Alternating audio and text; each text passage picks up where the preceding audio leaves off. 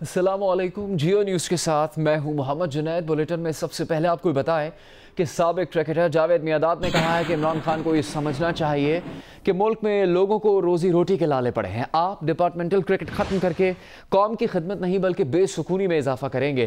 Cricket board सिर्फ ये बता दे कि इतने सारे बेरोजगार क्रिकेटर्स कहाँ खपाएंगे। साबिक क्रिकेटर जावेद मियादाद ने जियो न्यूज़ से खुसूसी गुफ्तगू में कहा कि माशी हालात के बायस पहले ही माशरे में बेचैनी है। जिस आदमी के पास नौकरी नहीं होगी वो क्रिकेट पर कैसे तवज्जो देगा। जावेद मियादाद ने कहा कि अब्दुल हफीज कारदार एक ज़हीन क्रिकेटर थे, उन्होंने डिपार्टमेंटल क्रिकेट शुरू करवाई तो क्या बेवकूफ़ी की थी। रीजनल क्रिकेट में सियासी लोगों की मदाखलत ख़त्म नहीं हो सकती।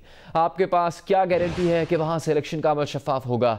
जावेद मियादाद ने कहा कि सबसे अहम बात यह है कि डिपार्टमेंटल क्रिकेट ने लिसानी झगड़ों को ख़त्म किया, पंजाब और कराची की पुरानी नफरत ख़त्म करने में अहम किरदार अदा किया और इत्तेहाद पैदा किया।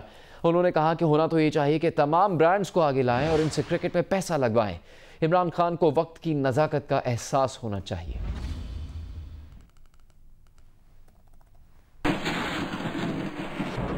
पेट्रोलियम मसनूआत की कीमतों में इजाफा कुछ दिन के लिए टल गया। वज़ीर आज़म की मामले खुसूसी बराए इत्तलात फिरदौस आशिक अवान ने कहा कि वज़ीर आज़म ने तेल की कीमतों के तयन का मामला ECC को भेज दिया है। ओगरा ने गुज़श्ता रोज़ पेट्रोल की फी लीटर कीमत में 14 रुपये 37 पैसे इजाफे की सिफारिश की थी। ओगरा की तरफ से जो समरी आई थी प्राइम मिनिस्टर ऑफ पाकिस्तान ने, क्योंकि उन्होंने प्रपोज किया था कि 14 रुपये इसको बढ़ाया जाए, तो प्राइम मिनिस्टर ऑफ पाकिस्तान ने अवाम की मुश्किलात और तकलीफ़ का एहसास करते हुए इसको जो है वो ECC को रेफ़र किया और उन्होंने कहा कि आप इसको दोबारा देखें। पाकिस्तान और IMF के दरमियान गैस की कीमतों में इजाफे पर मुज़ाकरात। IMF ने एक बार फिर गैस की कीमतों में इजाफे का मुतालबा कर दिया। पाकिस्तान का कहना है कि गैस की कीमतें पहले ही बढ़ाई जा चुकी हैं, गैस कंपनीज का खसारा कम करने की कोशिश की जा रही है। IMF और पाकिस्तान के दरमियान मुज़ाकरात जारी हैं। मुज़ाकरात के दूसरे रोज़ पेट्रोलियम डिवीज़न के हुकाम ने IMF को गैस की कीमतों में इजाफे पर ब्रीफिंग दी। IMF को बताया गया कि सुई सदर्न और सुई नॉर्दर्न गैस कंपनीज का खसारा 200 अरब रुपये से ज़्यादा हो चुका है। खसारे को कंट्रोल करने के लिए गैस की कीमतें बढ़ाई गई। ज़राए का कहना है कि IMF ने गैस की कीमतों में मज़ीद इजाफे का मुतालबा किया है। IMF को पावर सेक्टर के साथ साथ सोशल सेफ्टी नेट पर ब्रीफिंग दी गई। सर्कुलर डेट कम करने, बिजली और गैस के नर्ख बढ़ाने के लिए हुकूमत की हिकमत अमली पर भी ब्रीफिंग दी गई। पाकिस्तान और IMF के दरमियान मुज़ाकरात 10 मई तक जारी रहेंगे। IMF से 3 साल के लिए $6 अरब के लगभग का बेल आउट पैकेज तय होने का इम्कान है। पावर डिवीजन ने 10 लाख रुपए से ज्यादा बिजली के बकायाजात के ना दहिंदगान की फहरिस्तें पावर इंफॉर्मेशन टेक्नोलॉजी कंपनी की वेबसाइट पर जारी कर दी हैं। 45,000 से ज्यादा निजी बिजली ना दहिंदगान की तरफ 244 अरब रुपए के बकायाजात हैं। तर्जुमान पावर डिवीजन के मुताबिक ना दहिंदगान के खिलाफ ऑपरेशन शुरू कर दिया गया है। बिजली बकायाजात की सबसे ज्यादा रकम कोयटा इलेक्ट्रिक सप्लाई कंपनी के ना दहिंदगान की तरफ 212 अरब रुपए है। तर्जुमान पावर डिवीजन के मुताबिक तमाम बिजली तकसीमकार कंपनीज में 10 लाख रुपए से ज़्यादा के तमाम बिजली डिफ़ॉल्टर्स के कनेक्शंस मुनक़ता किए जा रहे हैं, जबकि 10 लाख रुपए से ज़्यादा के ऐसे तमाम डिफ़ॉल्टर्स जिनके बिजली के कनेक्शन पहले से मुनक़ता है, उन्होंने मुतबादिल नाम या जगह से बिजली कनेक्शन हासिल किए हैं, उनकी बिजली भी मुनक़ता की जा रही है। पावर डिवीजन पहले ही इन ना दहिंदगान को 30 अप्रैल तक अपने बकायाजात क्लियर करने की हिदायत जारी कर चुकी है। 12 अरब रुपए के बकायाजात के साथ पेस्को ना दहिंदगान दूसरे और 8 अरब रुपए के बकायाजात के साथ सेप्को के ना दहिंदगान तीसरे नंबर पर है।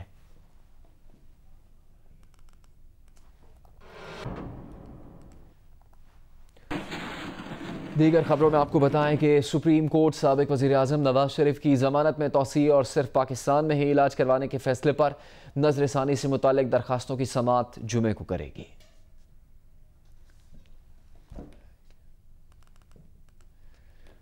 कम उम्र की शादी की ममानियत के बारे में रमेश कुमार के बिल पर कौमी असम्बली में हुकूमती वज़रा आमने सामने आ गए। वज़ीर मजहबी उमूर और वज़ीर मुमलिकत बराए पार्लिमानी उमूर अली मोहम्मद खान ने बिल की मौजूदा शक्ल में मुखालफत कर दी। बिल इस्लामी नज़रियाती काउंसिल में भेजने का मुतालबा किया। विफाकी वज़ीर बराए इंसानी हकूक़ शीरी मज़ारी ने बिल की हिमायत में कहा कि यह बिल कमेटी को भिजवाया जाए। डिप्टी स्पीकर ने राय वाजे न आने पर बिल पर वोटिंग करवाई। बिल के हक में 72 और मुखालिफत में 50 अरकान ने वोट दिया, जिसके बाद बिल को मुतल्लिका कायमा कमेटी के सुपुर्द कर दिया गया। I move to lead to introduce a bill further to amend Child Marriage Restraint Act 1929, Child Marriage Restraint Amendment Bill 2019. मैं चाहता हूं कि 18 साल को बाहर होना चाहिए, और जो इंटरनेशनली है कि लड़कियों के ऊपर 18 साल है, इंटरनेशनली तो इवन लड़कों के ऊपर 21 साल है, मगर 18 ईयर्स की कम से कम बाहर होनी चाहिए। अगर इसको कोई भी इससे डेविएट करता है, जो उलमा या महाराज इस चीज़ों में इन्वॉल्व होते हैं बेलो 18 ईयर्स, उसके ऊपर भी सज़ा होना चाहिए। अगर माँ बाप की इन्वॉल्वमेंट है तो उनके ऊपर भी सज़ा होनी चाहिए। इसको हम अपोज करते हैं। मैं गुजारिश करूंगा कि अगर आप इसको रेफर करें इस्लामी नजरियाती कौंसिल का, मैं कोशिश करूंगा कि जल्द अज जल्द इस पे वहाँ से राय आ जाए, उधर से वो करा के हम एक उसको इंशाअल्लाह ताला मुनासिब शक्ल में यहाँ पर फिर पेश करने की इजाज़त दी जाए। वजारत तो छोड़े, मुझे अपनी इस असम्बली की मेंबरशिप से भी इस्तीफा देना पड़े, मैं तैयार हूँ। इस चीज़ को छेड़ने से पहले इसको भेज दिया जाए इस्लामी नजरियाती काउंसिल के पास, उनकी जो राय हो, जय्यद उलमाए कराम वहाँ पे बैठे हैं, उनकी जो राय हो वो फिर इस ऐवान की राय होगी। लेकिन मैं नहीं समझता कि यहाँ पे हमारा कोई ऑनरेबल मेंबर जिनका ताल्लुक एक माइनॉरिटी कम्युनिटी से भी है, कि वो एक ऐसा लॉ लेके आए जो मुसलमानों की इज्तिमाई और इनफरादी जिंदगी को इतने हद तक छेड़े कि जो वो सुन्नह रसूल के खिलाफ हमसे कोई यहाँ खुदा न खास्ता काम हो जाए। इफ इट्स अगेंस्ट इस्लाम आप कमिटी में भेजें, वहां डिस्कशन करा दें। मतलब है कि वन पर्सन कांट डिसाइड कि वेदर इट इज इस्लामिक और अन इस्लामिक। कमिटी में भेजें, पार्लियामेंट इज सुप्रीम। और आप इजिप्ट में भी यही कानून है, अल अजहर का फतवा है इस पे। अब अल अजहर भी गैर इस्लामी अडॉप्ट कर रहे हैं, मतलब कोई रैशनैलिटी तो करें। अदाकार गुलूकार अली जफर की कानूनी टीम का कहना है कि अली जफर आगाह थे कि मीशा शफी ने मोतसिब के रूबरू जिनसी हरासानी की दरख्वास्त दी थी। दरख्वास्त मुस्तरद कर दी गई थी। गवर्नर पंजाब ने भी इसी बुनियाद पर मीशा शफी की अपील को मुस्तरद कर दिया था। मीशा शफी ने मोतसिब के हुक्म की मुअत्तली के लिए लाहौर हाईकोर्ट से रुजू किया। अदालत ने अबूरी दादरसी की इस्तदा मंजूर न करते हुए अली जफर को नोटिस जारी किया। अभी ये मामला ज़ेर इल्तिवा है। अदालत ने ना तो मोतसिब और ना ही गवर्नर के अहकामात को कलअदम करार दिया। देखिए लाहौर से रियाज शाकिर की रिपोर्ट। अपने बयान में गुलूकार अली जफर की कानूनी टीम का कहना था कि मीशा शफी की शिकायत मुस्तरद होने के बारे में मोतसिब और गवर्नर के अहकामात बरकरार हैं। अली जफर ने दुरुस्त कहा है कि उनके खिलाफ शिकायत मुस्तरद हो चुकी है। अली जफर ने मीशा शफी को झूठे इल्जामात लगाने पर कानूनी नोटिस भी जारी किया और 23 जून 2018 को मीशा शफी के खिलाफ दावा दायर किया था। अदालत ने मीशा शफी को 5 जुलाई के लिए नोटिस जारी किया है। अदालत ने हुक्म जारी किया है कि मीशा शफी प्रिंट, इलेक्ट्रॉनिक या सोशल मीडिया पर किसी तौर पर भी अली जफर के खिलाफ नहीं बोलेंगी। नोटिस की मीडिया पर तशहीर के बावजूद मीशा शफी ने नोटिस वसूल नहीं किए। 13 अगस्त 2018 को मीशा शफी ने अपनी लीगल टीम के जरिए पावर ऑफ अटॉर्नी जमा करवाया। अली जफर की लीगल टीम के मुताबिक अदालत ने मुतअद्दिद बार मीशा शफी से जवाब तलब किया। 17 अक्टूबर 2018 को मीशा शफी की जानिब से जो जवाब जमा करवाया गया वो 7 अगस्त 2018 का तैयार शुदा और तस्दीक शुदा था। ये वाज़ेह करता है कि 7 अगस्त 2018 का तैयार शुदा बयान 2 माह 10 दिन की ताखीर से अदालत में पेश किया गया। मीशा शफी की लीगल टीम ने मौके मिलने के बावजूद अली जफर की तरफ से पेश गवाहों पर जरा नहीं की। जरा ना करने पर अदालत ने मीशा शफी को 10,000 रुपए जुर्माना आयद किया। अगर ये ताखीरी हरबे नहीं है तो इसे क्या कहेंगे। अली जफर की लीगल टीम के मुताबिक ये जवाब मीशा शफी की लीगल टीम की तरफ से मीडिया पर दिए गए झूठे बयानात के जवाब में दिया जा रहा है। अली जफर ऐसे बयानात पर कानूनी चाराजोई का हक महफूज रखते हैं। रियाज शाकिर, जियो न्यूज़, लाहौर। गुज़श्ता रोज़ गुलकारा मीशा शफी ने कहा था कि जिनसी हरासानी के पहले वाक़े के बाद उन्होंने अली जफर को माफ़ कर दिया था। दूसरा वाक़या दिसंबर में पेश आया, उसके बाद भी 4 माह तक वो खामोश रहीं। मामला सामने इसीलिए लाएं कि अली जफर के साथ दोबारा काम ना करना पड़े। जियो न्यूज़ के प्रोग्राम आज शाहजेब खानजादा के साथ में गुफ्तगू में मीशा शफी का कहना था कि अली जफर ने मामला तय करने की जो पेशकश की है उसकी समझ नहीं आ रही। कोई उन्हें समझा सके तो बात हो सकती है। इल्ज़ाम को सबूत पेश करने की जिम्मेदारी सिर्फ उनकी नहीं होनी चाहिए, ये जिम्मेदारी लीगल सिस्टम की भी होनी चाहिए।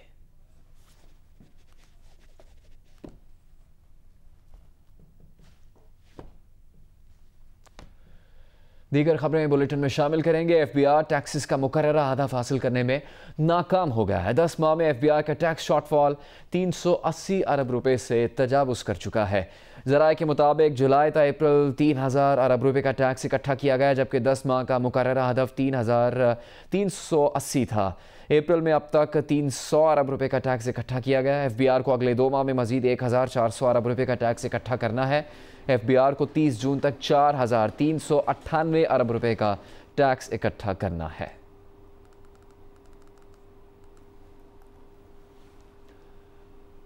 पाकिस्तान स्टॉक एक्सचेंज में PIA शेयर्स की ट्रेडिंग मुअत्तल होने का खदशा है। स्टॉक एक्सचेंज ने PIA को नोटिस जारी कर दिया है। स्टॉक एक्सचेंज नोटिस के मुताबिक PIA इंतजामिया 22 मई तक सालाना आम इजलास और सहमाही रिपोर्ट जमा करवाए। बसूरत दीगर PIA के शेयर्स की स्टॉक एक्सचेंज में मुअत्तली हो सकती है और PIA को डिफ़ॉल्टर्स कंपनीज की फहरिस्त में भी शामिल कर दिया जाएगा। PIA को इससे पहले 9 अक्टूबर 2018 को शेयर्स की मुअत्तली का नोटिस जारी हुआ था।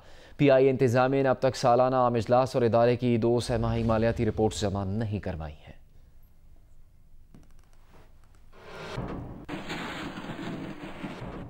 लाड़काना में एड्स के मरीज डॉक्टर ने मुबैना तौर पर इंतकामन अपना मरज बच्चों और ख़वातीन समेत कई अफराद में मुंतकिल किया। जानबूझकर मरीजों के जिस्मों में एक ही सिरिंज से HIV वायरस दाखिल किया।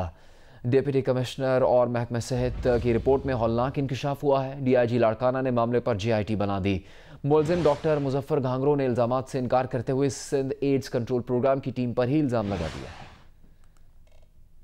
भारतीय रियासत उत्तर प्रदेश में भी एक डॉक्टर ने 33 मरीजों को इस्तेमाल शुदा सिरिंज लगाकर HIV में मुब्तला किया। अमरीकी अखबार की रिपोर्ट में इंकशाफ किया गया कि साइकिल पर घूमने वाले डॉक्टर राजेंद्र यादव ने कई लोगों को इस्तेमाल शुदा सिरिंज लगाई।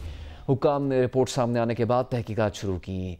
डॉक्टर अब तक पुलिस की हिरासत में नहीं आ सका।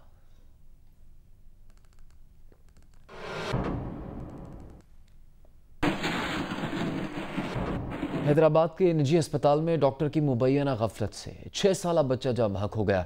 मोतिया के मरज में मुब्तला वारिस अली की आंख का ऑपरेशन किया गया। ऑपरेशन के बाद हालत बिगड़ी और वो चल बसा। बच्चे के वरुसा ने लाश रखकर शदीद एहतजाज किया। आंख के डॉक्टर का कहना है कि ऑपरेशन कामयाब हुआ था। बच्चे की मौत की वजह वो नहीं बता सकता। कोटरी के रिहायशी 6 साल बच्चे वारिस अली को आंख के ऑपरेशन के लिए क्लॉथ मार्केट के करीब निजी अस्पताल में दाखिल किया गया था। बच्चे के वरुसा के मुताबिक ऑपरेशन के बाद बच्चे की हालत बिगड़ गई। ICU मुंतकिल करने के लिए सिविल अस्पताल रेफर किया गया, लेकिन वारिस अली दम तोड़ गया। वाक़े पर बच्चे के वरुसा ने किला चौक और कोहिनूर चौक पर एहतजाज करते हुए इंसाफ का मुतालबा किया। ऑपरेशन करने वाले डॉक्टर अयूब मोटलानी का कहना है कि उसने इसी बच्चे का 1 माह पहले एक आंख का ऑपरेशन किया था और वो मुकम्मल सेहतियाब होकर दूसरी आंख के ऑपरेशन के लिए लाया गया था। अगर फिर भी किसी को शक है तो पोस्टमार्टम करवाया जाए।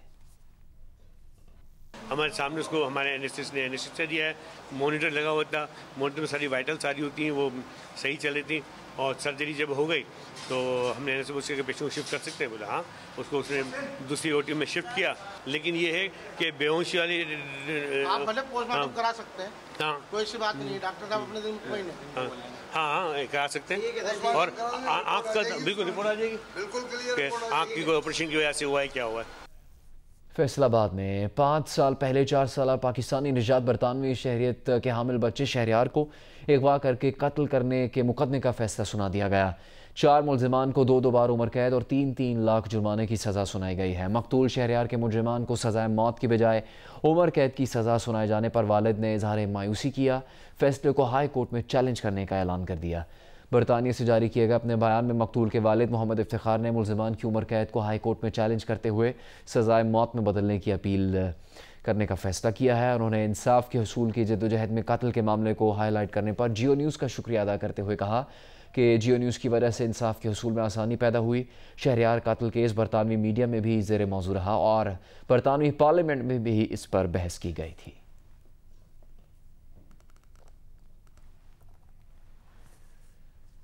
कराची के मेयर वसीम अख्तर ने कहा है कि सिंध हुकूमत ने सिर्फ ठेके बांटे हैं। उन्होंने नवाज शरीफ से कराची के लिए 25 अरब रुपए का पैकेज लिया था। इन ख्यालात का इजहार कराची के मेयर ने KMC हेड ऑफिस में प्रेस कॉन्फ्रेंस के दौरान किया। कराची के मेयर वसीम अख्तर ने कहा कि उन्होंने शहर के हर डिस्ट्रिक्ट में काम करवाया। महदूद इख्तियारात के तहत मेयर 2.5 करोड़ से ज़्यादा का प्रोजेक्ट नहीं दे सकता। उन्होंने कहा कि वो नवाज शरीफ से कराची के लिए 25 अरब रुपए का पैकेज लेकर आए थे। इस पैकेज में 5 स्टार, KDA चौरंगी और नागन चौरंगी के प्रोजेक्ट्स थे, जबकि सिंध हुकूमत ने सिर्फ ठेके बांटे। असेंबली के बाहर तकरीर कर रहे थे 39 अरब का खर्चा किधर जाता है, तो कराची वालों ये पैसा तनख्वाह के मद में, पेंशन की मद में 26 अरब, बाकी 10 अरब में से 8 अरब ऑनगोइंग स्कीम जो इन्होंने दी थी, इनके ठेकेदारों को दी थी इन्होंने, वो बाकी 1 अरब 66 करोड़ जो है वो नई स्कीम्स में हम खर्च कर रहे हैं। कराची के जिना इंटरनेशनल एयरपोर्ट पर कस्टम ने कार्रवाई की। गैर मुल्की एयरलाइन के जरिए हेरोइन खलीजी मुल्क स्मगल करने की कोशिश नाकाम बना दी गई। हेरोइन इंतहाई महारत से प्लास्टिक के स्टोल में छुपाई गई थी। ये कस्टम के तर्जुमान के मुताबिक कतर एयरलाइन के जरिए दोहा जाने वाले एक मुसाफिर जवादुल्ला के सामान की तलाशी के दौरान प्लास्टिक के बने स्टूल में इंतहाई महारत से छुपाई गई 1 किलो 200 ग्राम हेरोइन बरामद की गई। हेरोइन इस कदर महारत से छुपाई गई थी कि स्कैनिंग मशीन के जरिए भी इसका पता नहीं चलाया जा सका था। मुलजिम जवादुल्ला कतर में डेंटर की हैसियत से काम करता है और इसका ताल्लुक चारसद्दा से है। मुलजिम के खिलाफ मुकदमा दर्ज करके तहकीकात शुरू कर दी गई हैं।